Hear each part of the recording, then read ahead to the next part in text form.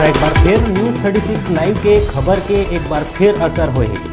बता दन सिंगा दामाखेड़ा में किसान मन ला बेचे गए रही वर्मी कंपोस्ट खातू। बता दन 30 किलो के जगह 20 किलो और 25 किलो निकलत रही खातू। न्यूज़ 36 में प्रमुखता ले चलाए गए रही खबर, जेकर खबर चले के बाद प्रशासन में मची सड़कम।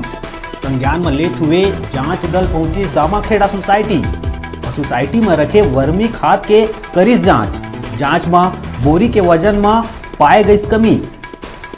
उन्हें जो अधिकारी है उनकर द्वारा कार्रवाई के कहे गई बात।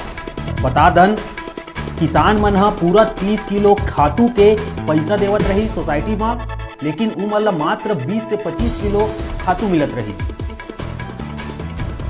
एक बार फिर न्यूज़ 36 लाइव के बड़का असर देखे बर मिली से सिमगा क्षेत्र में।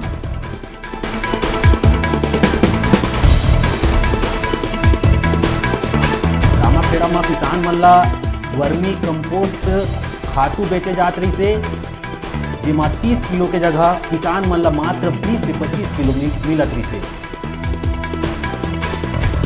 जेकर बाद खबर चले के बाद